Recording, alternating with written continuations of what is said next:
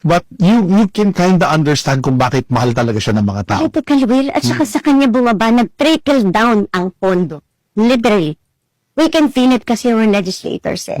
We can feel it because nasa ground kami. At saka talagang makikita mo yung presyo ng drugs really increased during his time. Prosecutor General, naririnig mo ba yan? Naiintindihan mo ba yung sinasabi nito si Ma'am BH? Yung mga palagi kinukata ni Cong. Yung drugs, yung masamang drugs, ha? Hindi Masamang yung drugs. Oh, sorry. Yung Masamang- pinagbaban. masamang- Nagkikwento ni Congressman Robert sa akin before. Sa tawi-tawi. 20 pesos lang ang shabu.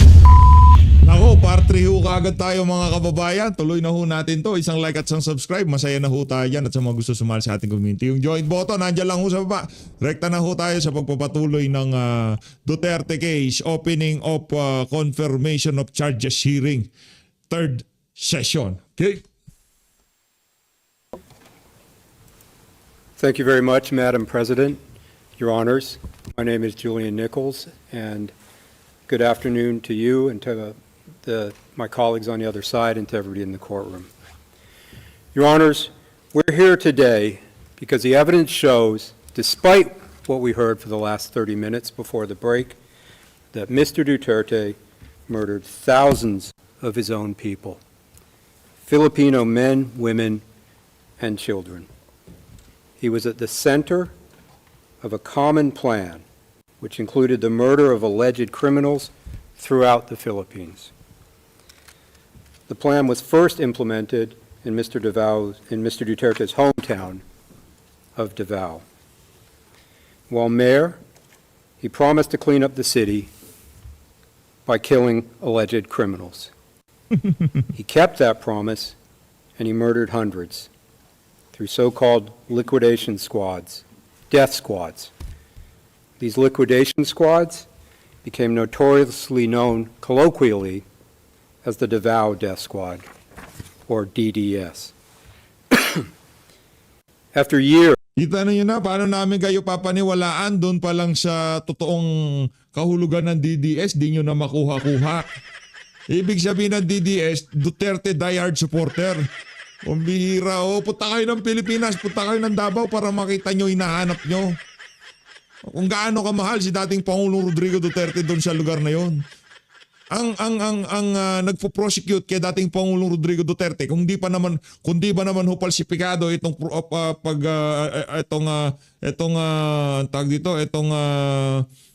proseso na to, hindi man Pilipino eh.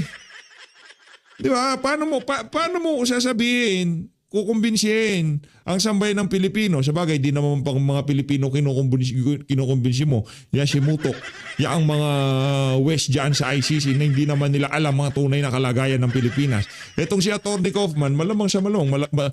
Lagi niya nakakausap si dating Pangulong Rodrigo Duterte. Nababasa niya pahayagan. Nakikita niya ang tunay na sitwasyon ngayon ng ating bansa.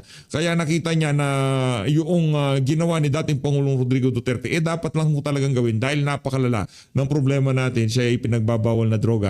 Siya nakalipas na 6 na taon bago pumasok itong si dating Pangulong Rodrigo Duterte. 2 decades of murdering alleged criminals as mayor of Davao, Huwag mo nang pagsalitain si Butuyan ha. it became clear to him that this political strategy could be leveraged for higher So isang oras kitang papakinggan magsalita. Tangan tokwa. Ito, namnamin niyo ho mga kasinungalingan na ilalatag laban dito kay dating Pangulo Rodrigo Duterte. Itong prosecutor nila dyan sa ICC. office and for more power, the presidency. And that is exactly what he did. During his campaign to be president, Mr. Duterte expressly promised many times that he would kill criminals if elected. He claimed that Davao was Exhibit A in why he should be elected. Correct. And he promised, he pledged, that if he won, he would expand the killings nationwide. At nanalo siya. Bakit nanalo siya? Kasi napakalala ng problema sa illegal na droga. At noong panahon niya, talagang naramdaman ng sambayan ng Pilipino yung tunay na pagbabago. Gusto niyo ho muna magpatalastas muna ho tayo mga kababayan? Gusto niyo ho muna ng patalastas? para ika nga kahit papaano hindi na ho tayo sasagot, hindi na tayo magsasalita sa mga kabalbalang sasabihin nitong Prosecutor General diyan sa ICC. Laban dito kay dating Pangulo Rodrigo Duterte. Gusto niyo ho? O sige, patalastas muna tayo. Eto, dami mong alam PH. Langya ka. Eto! Pagsalitain natin itong si Kong BH dyan sa ICC. Eto, pakinggan natin. Kong BH.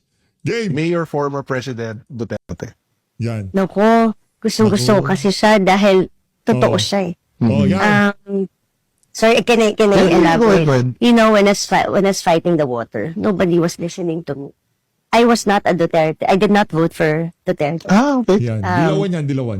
Cory Aquino baby ako eh. Product ako ni Tita Cory. Lenny. So, nung iniimbestigahan ko yung tubig, I really submitted it to former President Noynoy Aquino.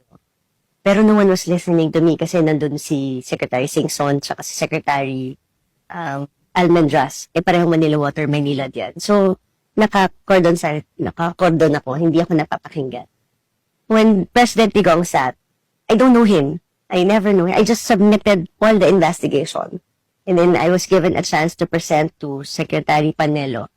Discuss ko lang isa-isa. And then lagi lang ako nagpapadala. And then siya lang yung only president who acted. And then talagang sinabihan yung Manila Water in Maynila. Ano kayo, nasisiraan ba kayo ng ulo? Ba't ko babayaran yung arbitration ruling sa Singapore? I remember that. Tapos pinaluhod niya yung dalawa para tumino. Lahat ng sinasabi ko, nangyari. Public utility company na sila ngayon. Pinagtatawa na ako, Carlo, a decade bago na solto. It only took the president, Digong, para mapakinggan yung matagal ko ng investigasyon sa Twitter. Kaya, doon, makikita mo yung, kahit di kanya kilala, walang palakasan, facts lang. Tsaka yung, first time namin naramdaman na nakakatulong kami sa mga ospital na talagang, yung malasakit center was really something. And you know, nung pinapasa yung batas ng, itong free college tuition fee, ilang dekada namin pinapasa to sa Kongreso. At lagi sinasabi, walang pera. Yan. Pero nangyari noong panahon ni Digong. Ginawa niya ng paraan, nagkapera.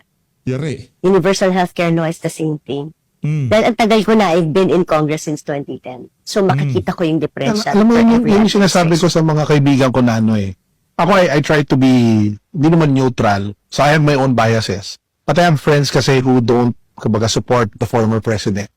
And I always tell them na if you spend time just analyzing kung ano yung pinaglaban niya and what he stood for. And yes, he was not perfect. Yeah, he's not perfect. Far Nobody from is. it. Far from it. But you can kinda understand kung bakit mahal talaga siya ng mga tao. Political will. At saka sa kanya bumaba, nag-trickle down ang pondo. Literally. We can feel it kasi we're legislators eh. We can feel it because nasa ground kami. At saka talagang makikita mo yung presyo ng drugs really increased during his time. Prosecutor General, naririnig mo ba yan? Naiintindihan mo ba yung sinasabi nito si Ma'am BH? Yung mga palagi kinukata ni Cong. Yung drugs, yung masamang drugs, hindi yung Masamang gamot. drugs. Oh, sorry.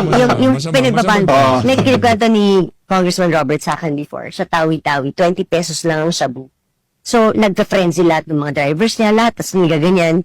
Itong panahon ni Digong, tumaas na 1,000 plus shabu din. Walang nabibili. Tapos OFWs, pag umikot ka, lahat sila, alam mo ba't sila Digong? Ito, perfect example. Meron ako nakausap sa Dubai, isang Filipino. Sabi niya, alam mo ma'am noon, nagpapadala ako ng pera. Nananakaw yung pera kasi nagda-drugs yung pamangkin ko na nagbabantay sa nanay. Oh, kaya pala. Oo. Tapos yung naging si Digong, tumigil yung pamangkin ko. Kaya yung pera na iipon ng nanay ko.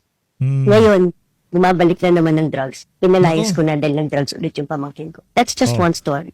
Yan ang Prosecutor, naririnig mo ba sinasabi na yan ni Ma'am BH? Langya ka, yung palibasa, hindi nyo, wala kayong alam sa kung ano mang tunay na nangyayari dito sa bansang Pilipinas. Puro kayo dakdak dyan sa ICC. Puro kayo mga kabalbalan, puro kayo mga aligasyon laban sa pinakamamahal naming presidente. Langya kayo. story ng lahat.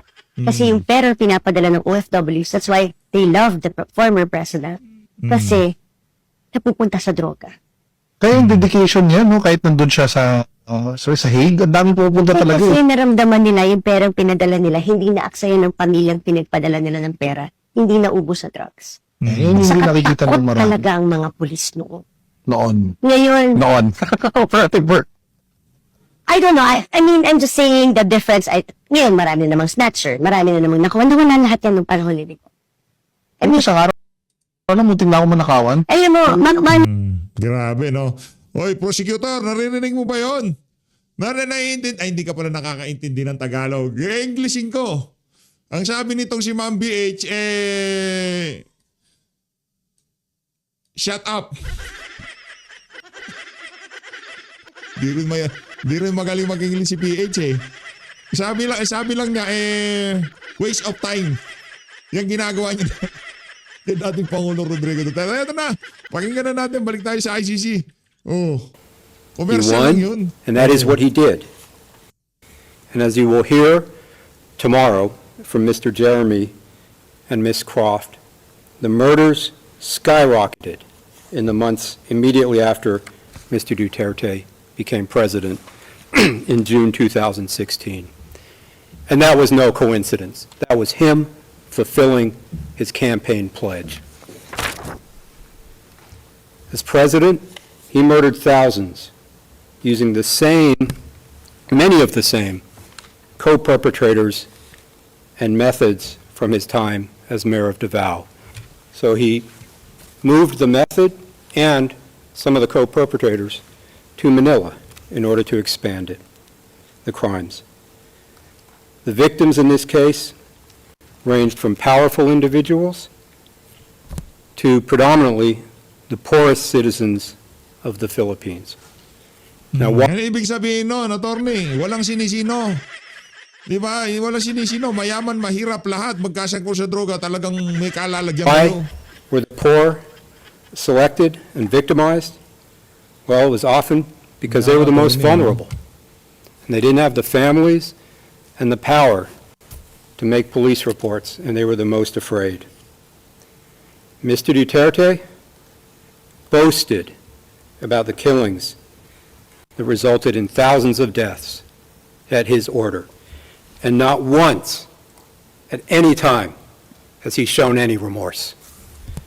Mga adik yun. He promised. Anong remorse sinasabi nitong abogado na to? Doon sa mga biktima ng mga adik, meron kayong ipinapakitang remorse. Yung mga drogista, mga pusher, mga tulak, meron pinakitang remorse. Doon sa ginawang gripo ang tagiliran para lang makuha yung kakarampot na pera sa pataka, meron pinakitang remorse.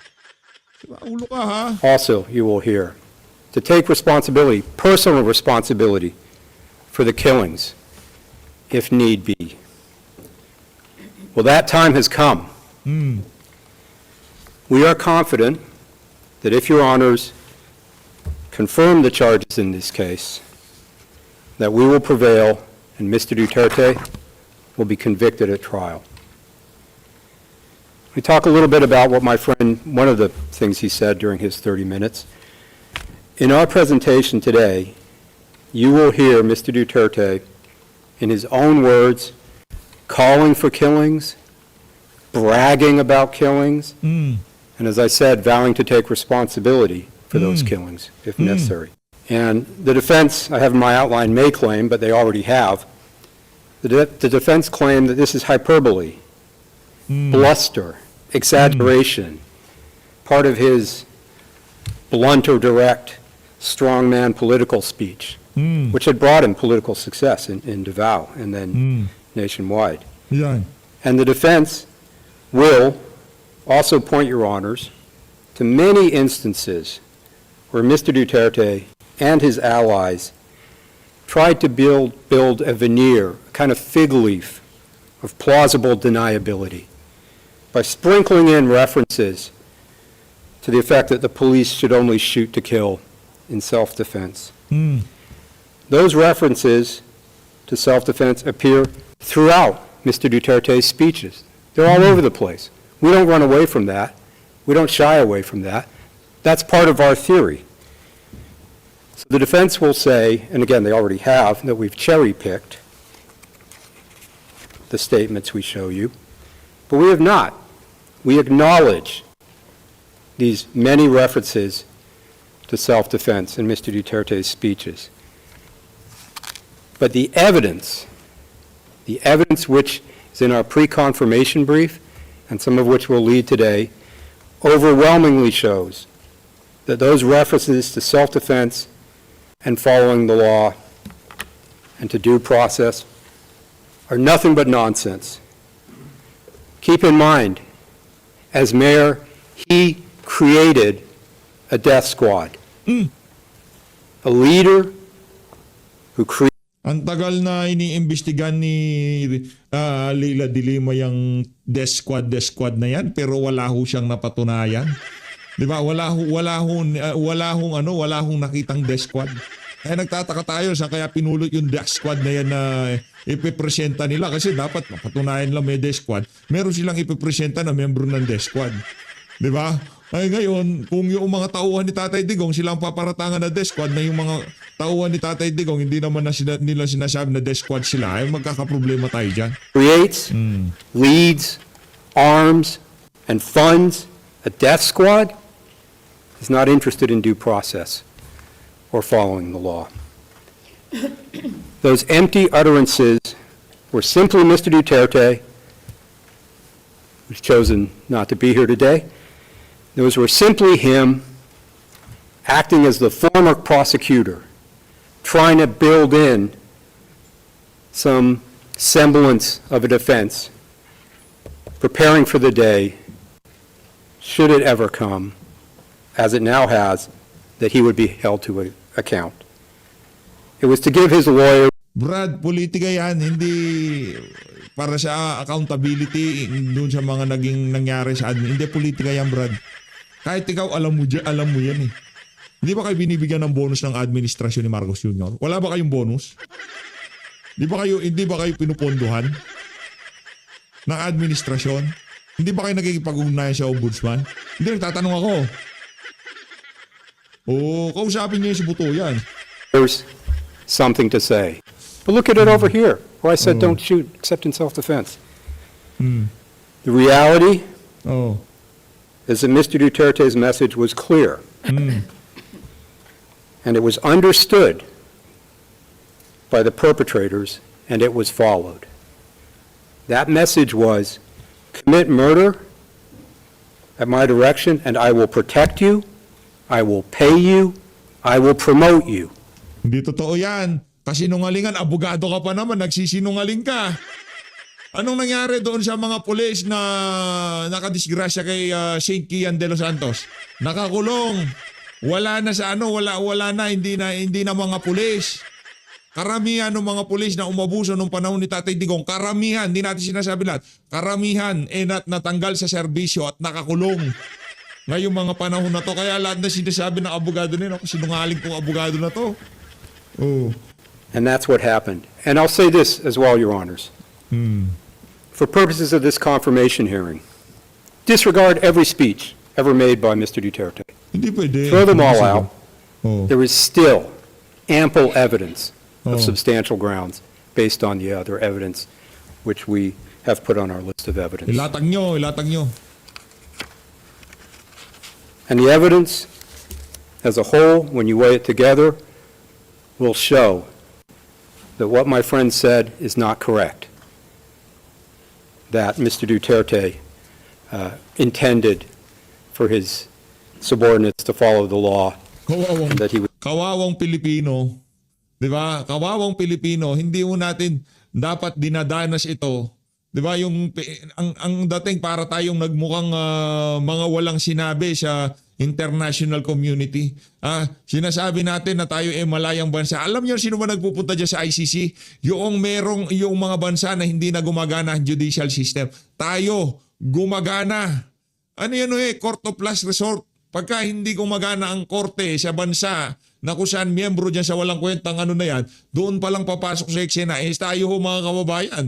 Di ba? Napakulong si Tebes, napakulong yung mga kung sino-sino pinaghahabol. Di ba? Itong si Attorney Harry Roque, yang si Bantag, di ba? Pinaghahabol nila. Ibig sabihin gumagana ang ating justice system. Ngayon, ang bansang Pilipinas nagmukhang katawa-tawa sa buong mundo dahil sa ginawa ng bangag na presidente na to. Was interested and that his speeches were simply bluster. I'll talk briefly now about the charges in the case. As the deputy prosecutor stated, we have 49 incidents totaling 76 murder victims and 2 victims of attempted murder. 31 victims daw, crimes against humanity, palakpakan. Anak ng toka. Marami pang nadisgrasya doon sa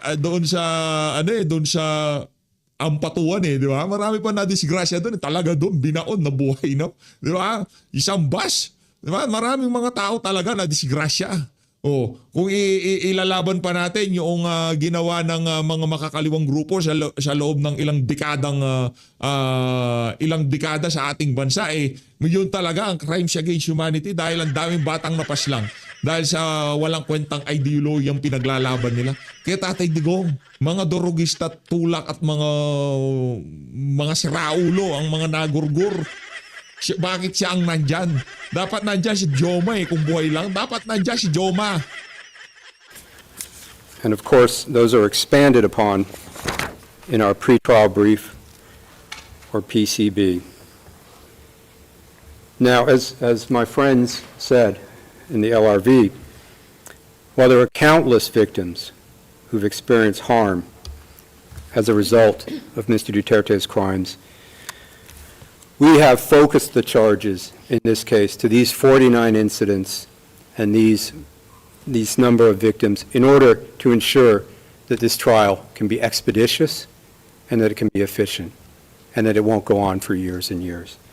So these charged murders are emblematic. They're representative of Mr. Duterte's larger killing campaign.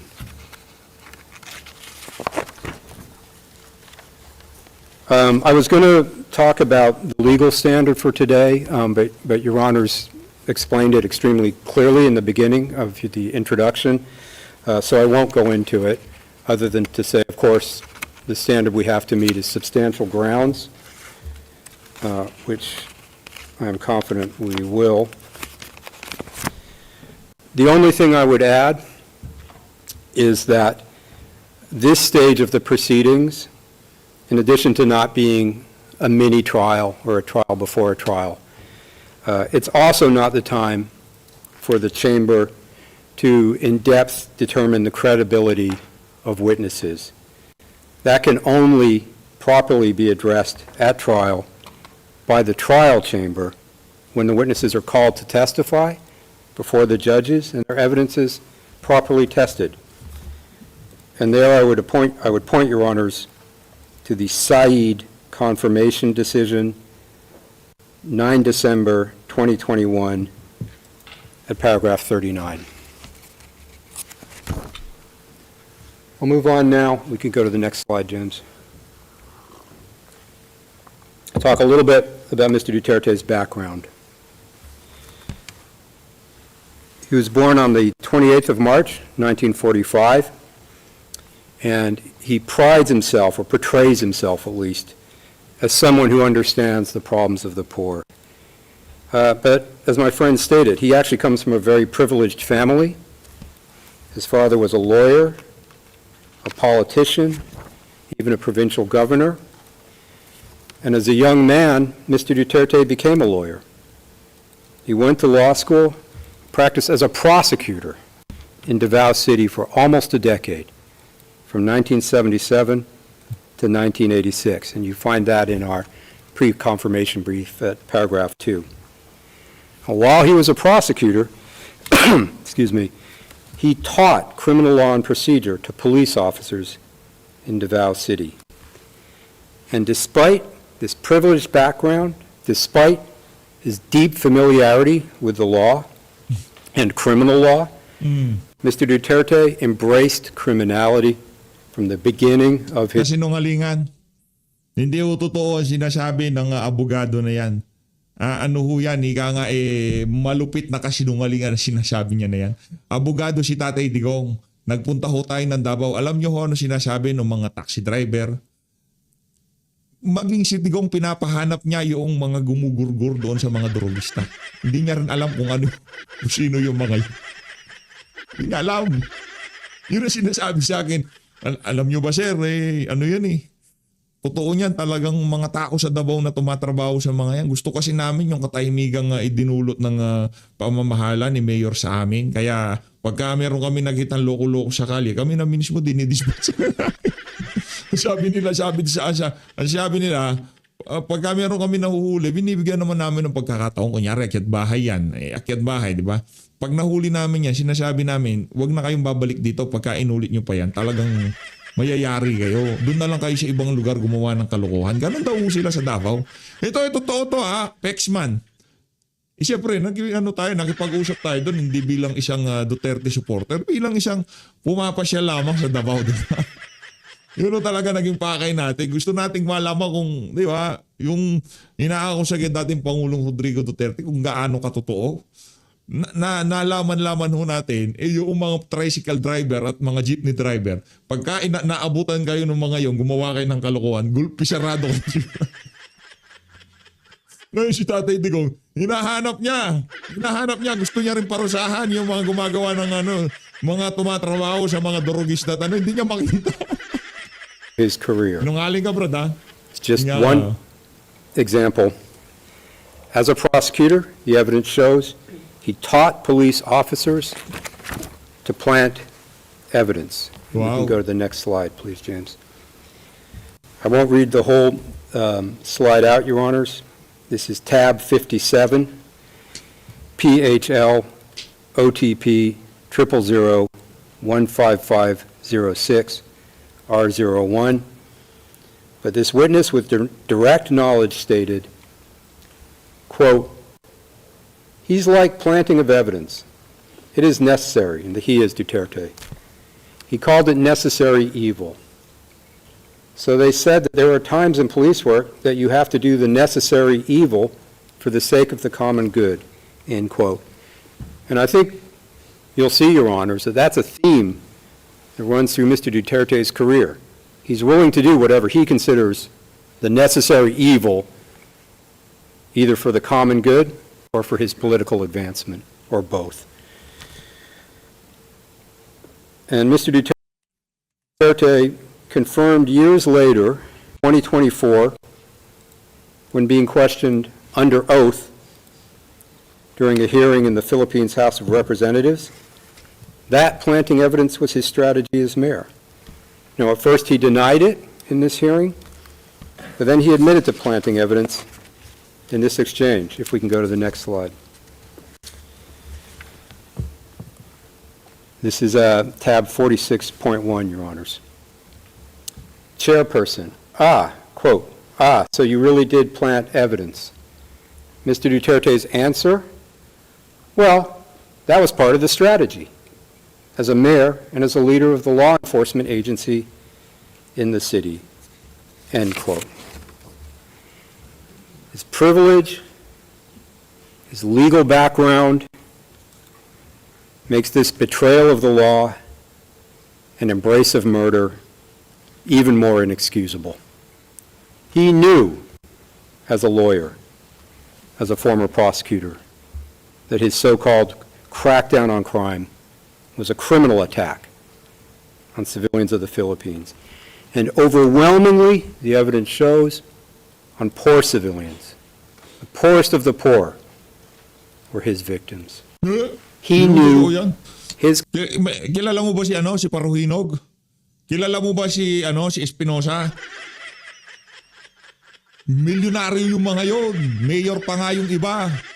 Yung mayor nga namin dito, nung nabanggit pangalan niya, di na siya nagpakita eh. Mga mai-influensyang individual yung mga nababanggit.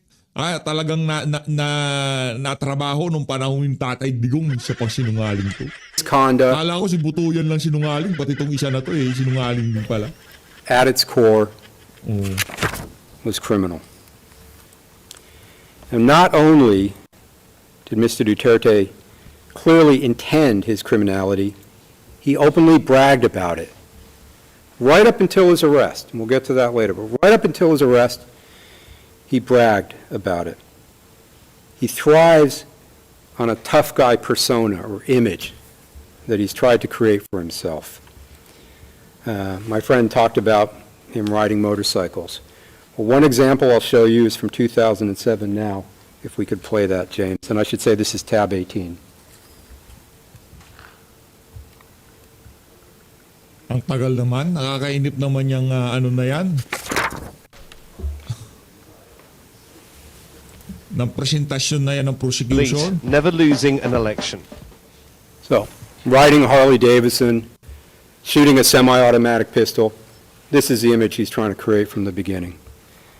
He likes to pose with weapons. If we can go to the next one, James. This is tab 80. And here in this photo, which was published in a newspaper, you can see Mr. Duterte holding an assault rifle. And I'll just note that we also see in this photo, to the immediate left of the photo, Ano yan yung larawan na yan, sigurado naman ano, ililihis nila ang konteksto niya. Sabagay, yan ang Ronald trabaho ng Bato mga de prosecution la na yan. Rosa. Bato is the nickname. And to Mr. Duterte's immediate right, Isidro La Peña. And we'll hear more about them later. Even days before he was arrested, 3 days before he was transferred to The Hague, this tough guy persona was on display again during a speech in Hong Kong. He brushed off the possibility of an ICC arrest warrant, and he referred to the ICC, quote, as motherfuckers who have been after him for a long time, end quote. Talaga naman, ano ba yung ICC na yan? Kundi mother-father. This is him on March 9th, 2025, if you could play that, James. This is tab 136. Sa totoo lang, baka ang balita ko may warrant daw ako pag... Hindi, totoo. Yung sa ICC or something, matagal akong hinahabol ng mga Palakpakan naman natin si Tatay Tigong. Sa mga nakamiss kay dating Pangulong Rodrigo Duterte, palakpakan natin. Walang nga kayo, kala makakaisa kayo ha. Mother-father kayo ha. That's him 3 days before coming to The Hague. Oh. Of course, after arriving in the Hague, his lawyers very soon began arguing that Mr. Duterte was not fit enough for these proceedings. He wasn't physically or mentally fit enough to be put on trial or for his charges to be confirmed. But fortunately, a panel of 3 medical experts that Your Honors appointed found unanimously that he is. The point is that despite what the defense may say, here or to the press, Mr. Duterte is perfectly fine. He's able to attend the proceedings today. There is nothing stopping him except that he doesn't want to be here. He chose not to face the court, not to face the victims. There is no reason for him not to be here other than his request and choice. I'll move on now briefly to his time as mayor in Davao, Your Honors. Yan. If we can quickly bring up the map, James. There we see Davao in the south. We can zoom in. I don't think there's any dispute where Davao is. He was first elected mayor of Davao City in 1988 and served as mayor for more than 20 years, between 88 and 2016. And as the deputy prosecutor has noted, jurisdiction for this case is 1st November 2011 to 16 March 2019. We're limited to that jurisdiction. So that is the period we will concentrate on today, although, of course, before and after may be relevant. As mayor of Davao, Mr. Duterte promised a crackdown on crime. To quote, crackdown, end quote, on crime and drugs, Mr. Duterte created liquidation squads, death squads, made up both of Davao City police officers as well as non-police officers who were essentially hired hitmen, hired killers. And this system of his became known as the Davao model. The Davao model was murder, not being tough on crime legally, as my friend said. And you have to think, it's a little strange cracking down on crime by committing the crime of murder. Of course, Mr. Duterte did not commit these crimes alone. We discussed the co-perpetrators, including during the mayoral period, in our pre-confirmation brief, Your Honors. And you'll find that at paragraphs 8 to 23. I'll talk about just a few of them now, just to introduce them. First, if we go to the slide, thank you.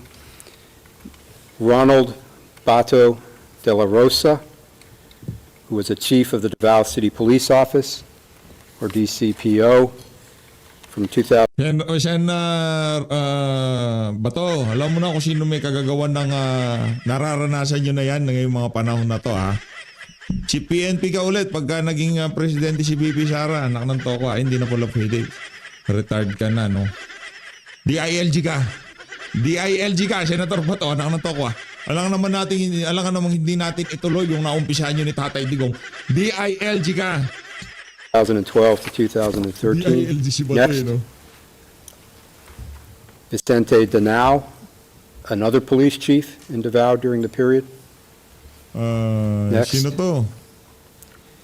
Christopher Bongo, who was Mr. Duterte's aide, special assistant, an important advisor from 1998 to 2016 for the Davao period, and then continued later in the presidency.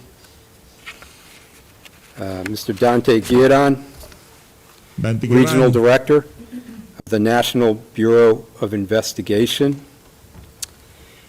And finally, Italiano Aguirre,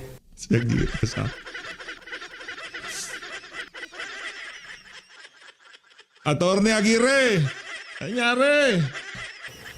who was a lawyer for Mr. Duterte and for some of the DDS members during the mayoral. Uy, member din ako. Duterte diehard supporter din ako. Ba't wala ako dyan? Lagay niyo itsura ni ph.update dyan. Duterte diehard supporter. Clone din ako, clone. Duterte clone. Period. And Ms. Croft will discuss these co-perpetrators and their roles in more depth in her presentation, which will be tomorrow. Let me talk now a little bit about the structure of the Davao Death Squad, or DDS. And as we say in our brief, it's a pyramidal structure. If we go, James, to the next one. Again, this colloquially became known as the Davao Death Squad, and it had a hierarchical pyramid-like structure. At the very top, as mayor, Rodrigo Duterte. And as mayor, he had, of course, de jure control over the Davao police. And the evidence shows, para 34, we talk about this in our brief, he also had de facto control. Under him were co-perpetrators, some of whom I have mentioned. The co-perpetrators had different roles, but one of them was to relay orders and instructions down from Mr. Duterte to the DDS handlers, and also to relay reports back up to Mr. Duterte. So a typical chain of command. The instructions go down, the reports go up. And the handlers were responsible for the different death squads, or DDS members. And at the very bottom, the lowest rung, the DDS members who actually perpetrated the killings, who carried out physically the murders. And they were made up of both police officers, who were generally lower level police officers. Ilatag nyo, manghuli kayo ng mga police officer na sinasabi nyo. Pinangalanan nyo lang yung mga kalaban sa politika ng administrasyon nitong si A. Officers, as well as Unbelievable. non-police persons who were hired. Daming na-high blood ngayong mga panahon na to. Daming nang gigigil sa social media. Kalma. Diba, kalmahan nyo lang. Siya galing ni Atty. Kaufman. Sa tingin ko naman yung kontra-argumento niya dito sa mga sintu-sintu na to kaya niyang tayuan yung mga yan. These members at the bottom were often recruited because they had a debt or owed something to Mr. Duterte or the police, and they could therefore be controlled. And those members at the very bottom were at risk themselves, because if they did not follow orders, or if they tried to leave the DDS, they could be tortured or killed or both. And there's Rico. evidence of that in this Rico. case. We'll talk now just for a few moments about the founding of the DDS, Duterte's death squad, the genesis Die-hard supporter of the nga. death squads. Sinungaling One ka. witness described his initiation into the DDS. He described it happening in 1988 at a dinner meeting in a hotel in Davao City. And this was a huge deal for this witness. I mean, it was almost unimaginable being invited to a dinner in a hotel in the center of Davao where he was going to meet the mayor. Mr. Duterte was present, and he openly told the new members of the death squad he was forming that their job was to kill criminals. If we can go to the next slide, James. This is tab 50, Your Honors. This is what the witness recalls of the meeting. Quote, he, Duterte, told us that your job here in the city would be to kill the drug pushers, the snatchers, and the holduppers. That's what our job is going to be, end quote. And in private, with his paid killers, Mr. Duterte didn't say anything about self-defense. He then provided these death squad members with guns and ammunition, and again, in a festive way, a basket was passed around filled with handguns, and the new members could pull one out, like getting a prize. Uy, first time namin narinig yan, ha? Alam niya, itong abogado na to, ano siya na naman galing yung istorya na yan? So they would each have a weapon for their new Kumuha na job. nung isa-isa yung mga member ng It was a DDS. celebratory event for Mr. Duterte. Ulo to, The witness explained Sintu-sintu Duterte itong was abogado happy. na to, at this dinner meeting. He was laughing, and he even sprayed a bottle of champagne to celebrate. That's at para 5 for our PCB.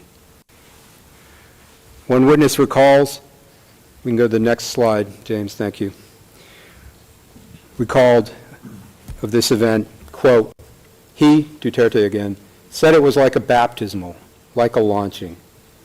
He was very happy at that moment, end quote. That's tab 51. Mr. Duterte was very happy at the birth of the DDS. It's important to note, Your Honors, Mr. Duterte has freely admitted his role in the Davao death squad. He doesn't deny it. Well, now he does, but he did not before he came here. During an interview with a local news station in 2015, he admitted that he is the Davao death squad. And if we could play that now, please, James. This is tab Ako daw ang death 11. squad. So how do you react to that? Tunod. Tunod na.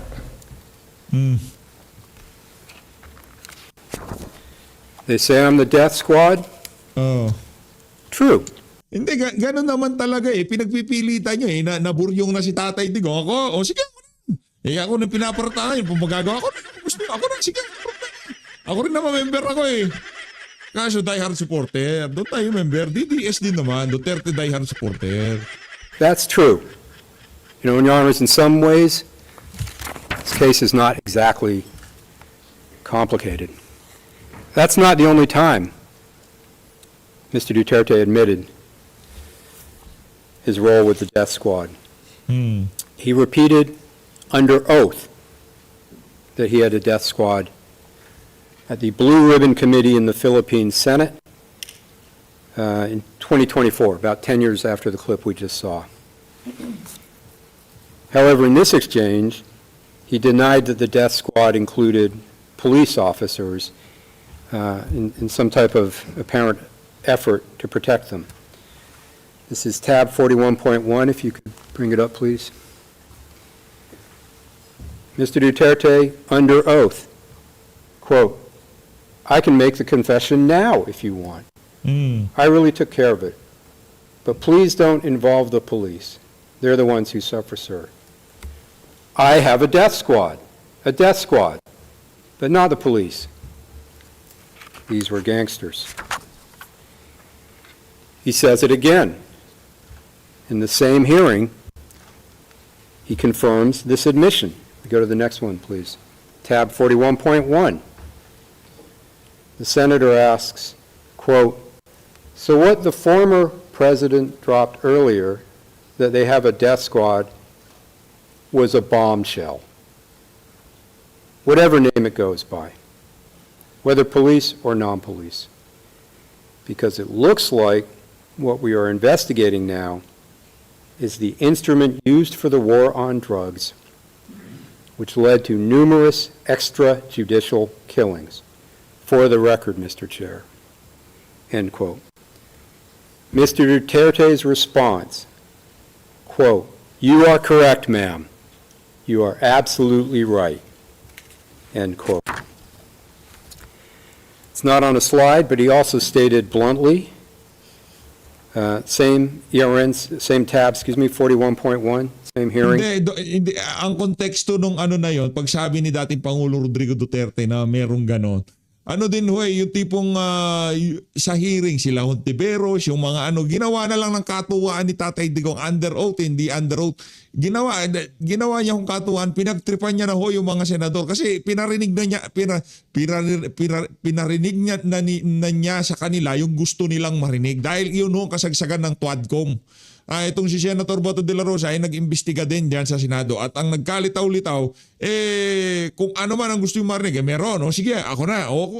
Pero hindi kasama dito yung mga kapulisan. Ako at ako lang ang sinabi nitong si dating Pangulong Rodrigo Duterte. Ngayon, yung mga banat niya, pero ako na magsasabi sa inyo mga kababayan, walang death squad, walang Davao death squad, walang DDS, walang grupo si Tatay Digong na dumidispatcha o tumatrabaho sa mga kriminal. Wala ho. Ang nangyari ho dyan mga kababayan, pagka, ano ho ba ang karakteristik ng mga durugista at pusher? Di ba pagka nako-corner na sila, di ba? Pagka nako-corner na, anong ginagawa? Nanlalaban.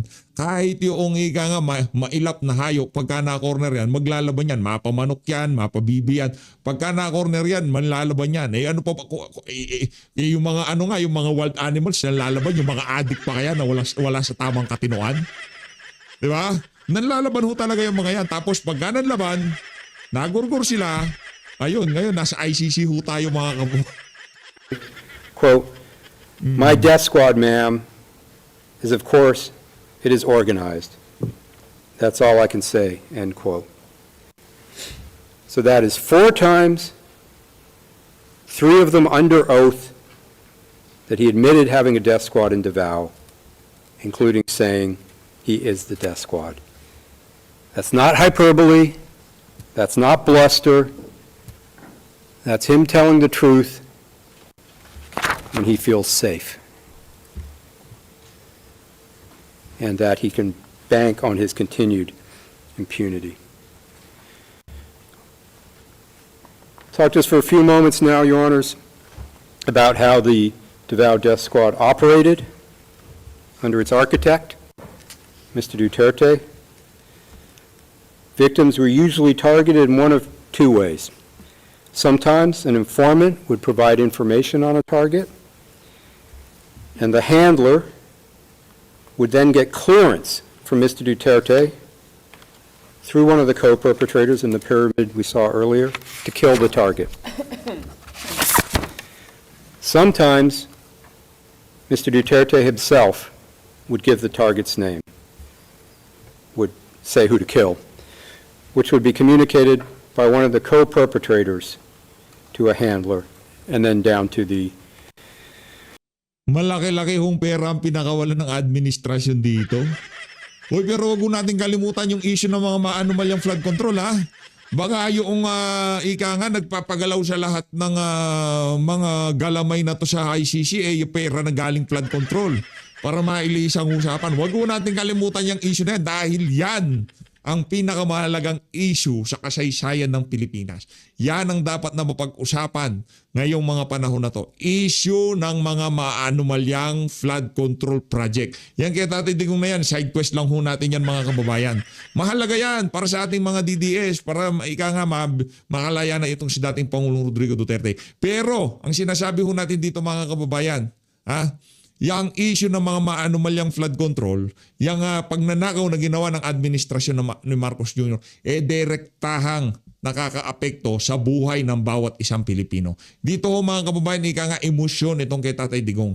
Yung ininvest ng sambayan ng Pilipino na pagtitiwala, pagmamahal dito sa mama na to, yun ang talagang nasasaktan ngayong mga panahon na to. Pero yung ginawa nilang pagnanakaw dyan sa mga maanumalyang flood control, yung mga anak, pamangkin, kamag-anak ko natin nahihirapan ngayon, yan ang direktang apektado dyan sa ginawa nilang pagnanakaw. Kaya wag natin bitawan yung issue na yan dahil yan ang pagdidibatihan natin sa 2028 presidential.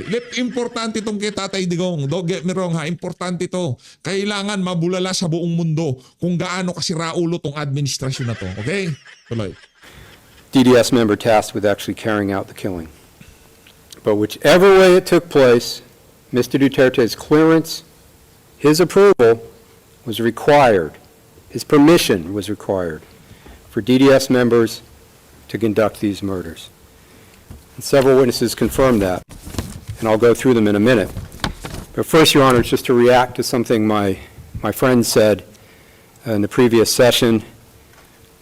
This was at I think 12:22 onwards on the transcript.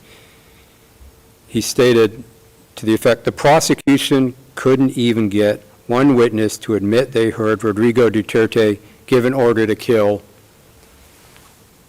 Here's where it gets a little bit cute.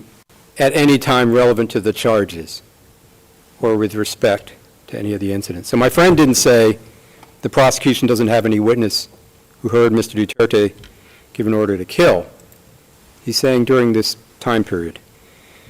I'd point Your Honors and my friend to PHL OTP 000-15517 at page 0002, lines 18 to 21, where a witness is asked, now did you ever hear Sarah, this is Sarah Duterte, give any instructions for killings to take place? Witness, personally no. Interviewer, okay. Witness, but the father, of course, many times. But this was before 2011. I would suggest that doesn't make much difference.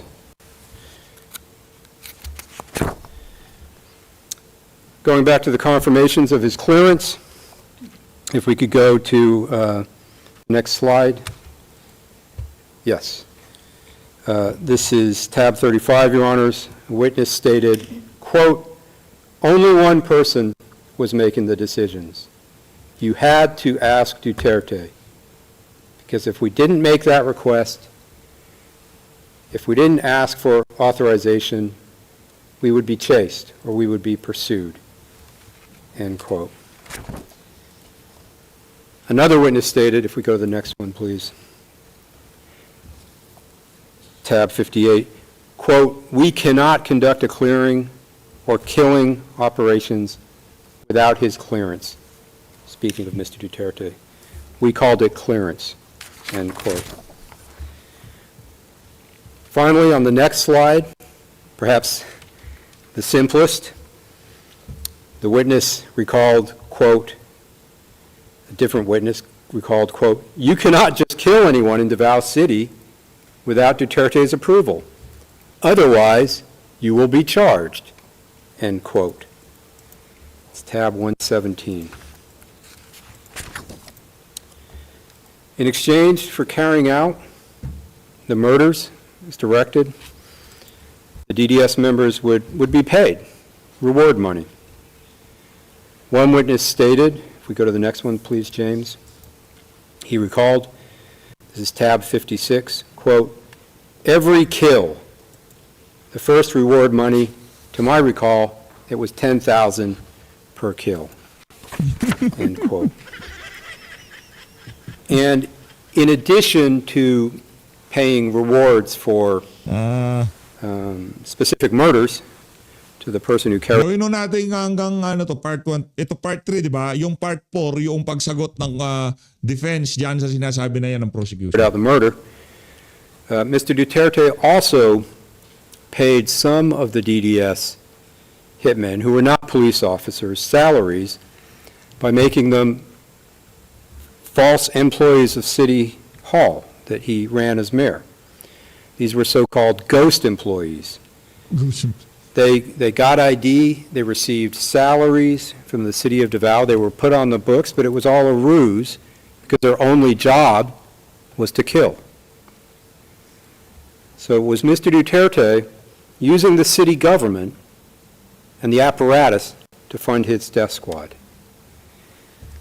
He also, I'll just note quickly, provided death squad members with firearms, as I talked about earlier at the beginning of the DDS, but also with vehicles and ammunition so that they could carry out their crimes.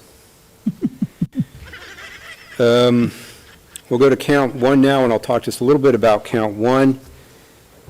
And Mr. Jeremy will talk about counts 2 and 3 tomorrow. Count 1 is in relation to murders in and around Davao City during the mayoral period by the DDS. It encompasses 9 incidents of murder by Mr. Duterte's death squad of 19 victims in total. 3 of those 19 victims were children. I'll go to just one quick example. Nasamid si boss.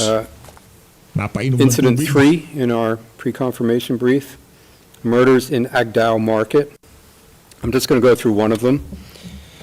Your Honors, this is at paragraphs 91 to 92 of our pre-confirmation brief and page 36 of the notebook we passed around this morning. Incident 3 is about the murders, or what happened in Incident 3 is the murder of 3 people in that market on or about 4 December 2013.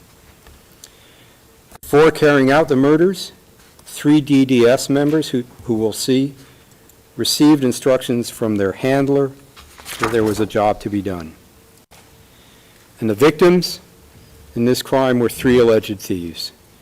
So we have 3 hitmen and 3 victims.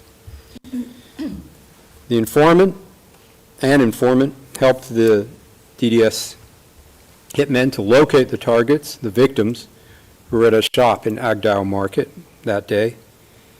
And when the hitmen reached the shop, each one shot and killed one of the targets and murdered them in broad daylight.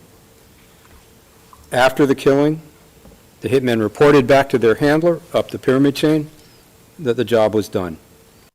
And their handler, in this case, then informed Sonny Buenaventura, who at that time was one of Mr. Duterte's most trusted men. Naku, ano most trusted man? Si Sonny Buenaventura, most trusted man. Pambihira, oo. The reward for this incident, for these 3 murders, was 90,000 pesos total. That's at our brief at para 91. Now, what's interesting about this incident is that a few weeks later, after the murders, a video of Mr. Duterte watching the crime on CCTV was posted to YouTube. And I'll show that video, Your Honors, in a minute. But in the video, you'll see Mr. Duterte standing in the CCTV room looking at a bank of television screens. The video then zooms in on the CCTV CCTV footage of the crime, and you see 3 DDS members walking up the street in the market. You see them turn to the right, pull out their guns, their pistols, shoot the 3 victims who are off the screen, and then they walk and jog away, and they don't look very worried. And the video then zooms out, and you see different people running to see what has happened because they've heard the shots. Okay, can we play that, please? And you have to wonder if what my friend said is true, that Mr. Duterte is an honest mayor trying to solve crime. You have to wonder, Mr. Duterte portrayed himself as tough on crime, law and order enforcer. This triple murder was filmed. Mayor Duterte watched it himself. Hindi fair. Ano siya nahigip ng CCTV, sir? Ikaw naman, oo. You can see the Napa-exaggerated mo naman. Alam nga ka, yung film kasi yung talagang yung habang sinasagawa yung mga illegal na bagay, talagang kinuhanan na ibinlag, di ba? Yun, nahagip ng nakapirming camera. Sinek lang ni Tatay Digong kung tama di ba? Pagkakapwesto ng CCTV. the perpetrators shooting, committing the crime. Yet, Mr. Duterte, the former prosecutor, Mr. Tough on Crime, could not get this triple murder committed in a market in broad daylight with multiple eyewitnesses solved? Of course not. Because it was his murder. Paano siya? Nandun nga siya sa CCTV, hindi naman siya gumawa nun eh. Ngayon, ibang bagay, yung pagpapatotoo na talagang nang utos siya. Brings me to the next point, which is clear. DDS members did not fear punishment because they were committed at Mr. Duterte's orders or direction. He authorized this Incident 3 killing and the others in Davao City. That's at our PCB, our brief, 71 to 72. And that's why, of course, the death squad members were not being arrested, worried about being arrested for the murders they carried out. And if we go to the next slide, James, one of them says very simply, quote, when asked if he's worried about being prosecuted for the killings he committed, his answer was, quote, no. As long as it has been cleared, I wouldn't worry. End quote. Tab 30.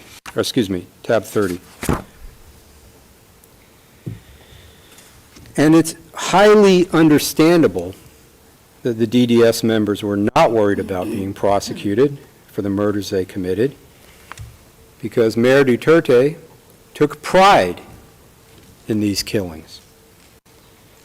He was interviewed as mayor in late 2015, and a reporter put a question to him, asked him about a human rights group report which suggested that he had killed 700 people in Davao. I'll play the video, and we'll see his response. You'll also see, just before we play that, Mr. Christopher Bongo is in this video to Mr. Duterte's right. Look at the question, look at Mr. Duterte's answer. 700 na, binatay ko. Nagkulang mo sila sa kwenta. Mga 1,700. Yun ang nakakamiss kay dating Pangulong Rodrigo Duterte. Yun yung mga sagot niya sa pusong huy si Tatay Digong, yung tipong siya pagka linoko mo siya, lulukuhin ka rin niya. Ganun lang naman si Tatay Digong. Pagka binato mo siya ng basura, sasagutin ka niya ng basura. Ganyan. Anong ginawa niya kay Doris Brigonia? Mayor, kay saan daw? Susunod na meron tutumbang mayor. Saan mo ba gusto? Di ba ganun si Tatay? Ganun talaga si dating Pangulong Rodrigo Duterte. Sinabi mo 700? Gagawin ko 1,700. No denial. Instead, he takes credit for 1,000 more killings. That isn't bluster. That's not hyperbole. That's the truth. That's the truth. Loko-loko. I'll move on now Your Honor's coming to the end, and talk a little bit about his road to the presidency. He saw that the political success of his Davao model, as my friend said, he kept getting reelected. It was working. He saw that the political success of the Davao model of killing alleged criminals could be leveraged for more power, higher office. As I said in the beginning, that's exactly what he did. During his presidential campaign, he campaigned on a promise, a pledge to implement the common plan to kill alleged criminals nationwide if elected. I'm going to play a video now, Your Honors, that are just some of the speeches he made. It's a compilation of four. This is a tab 12 of 4 videos. It's about 4 minutes, but it gives an idea. These are not all the statements, but it gives an idea Yeah. of the man who ran for president in 2016. If we can play that, James. 3 to 6 months sabi ko, I will eradicate corruption, criminality, and drugs.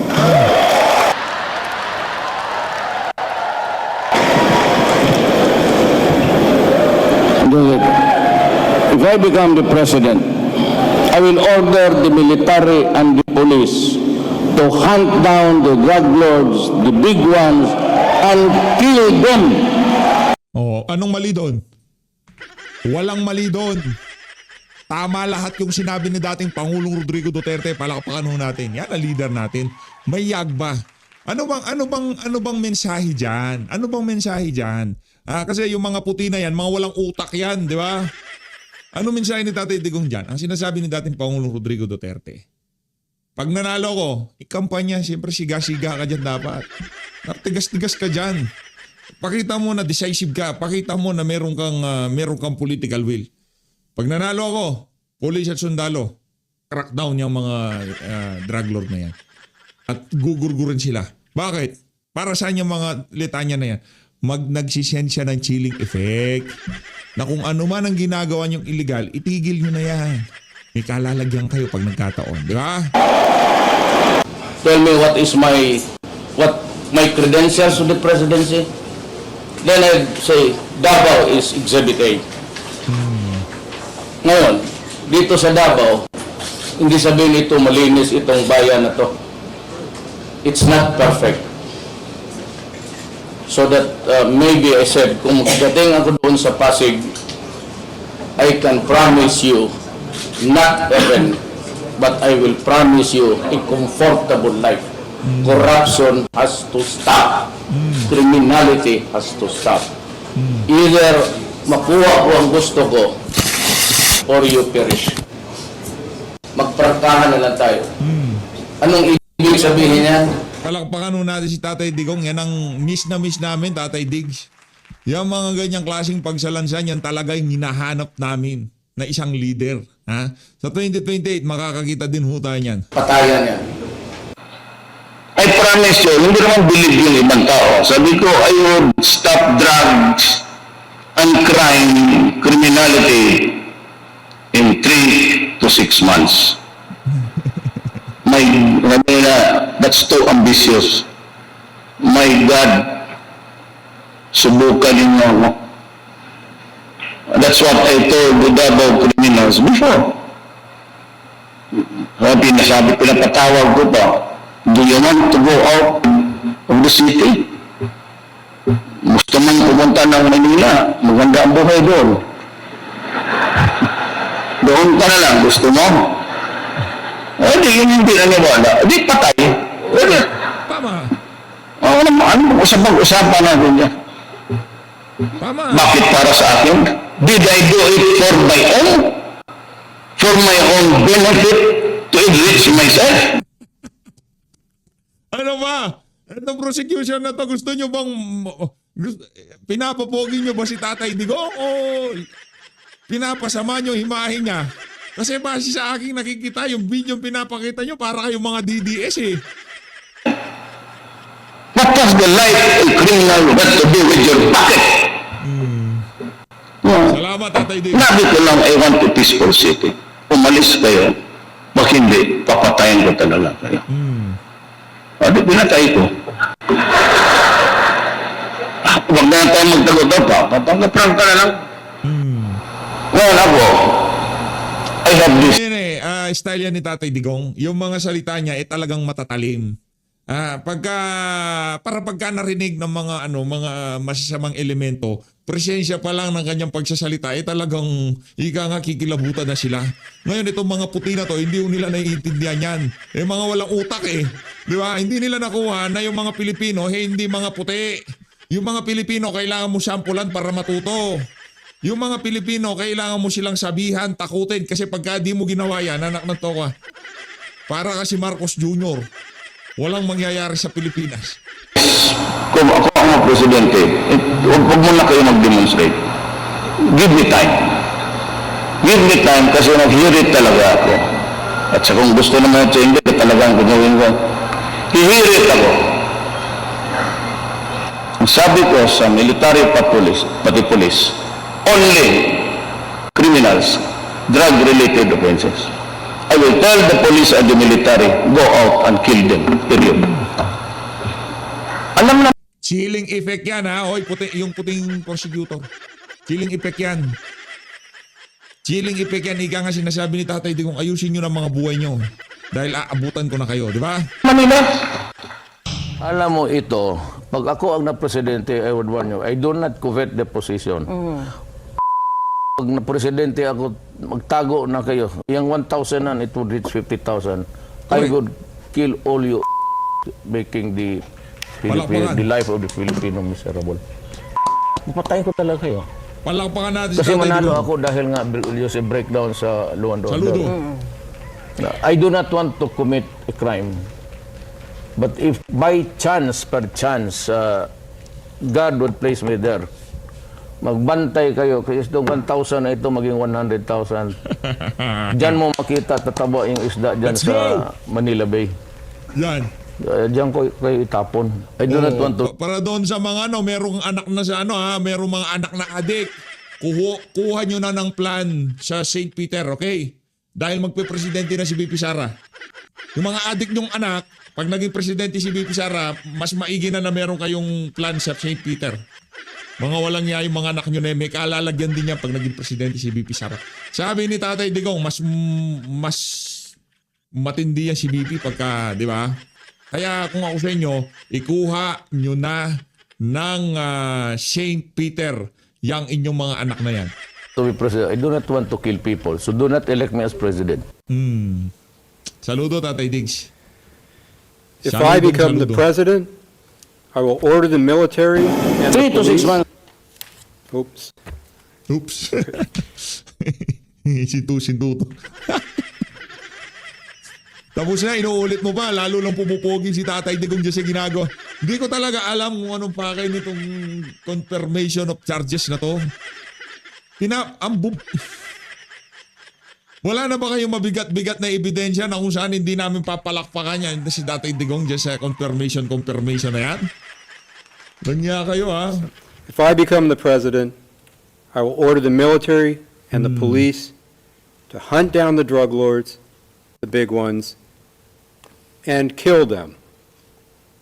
Tell me, what is my credentials to the presidency? Then I'll say,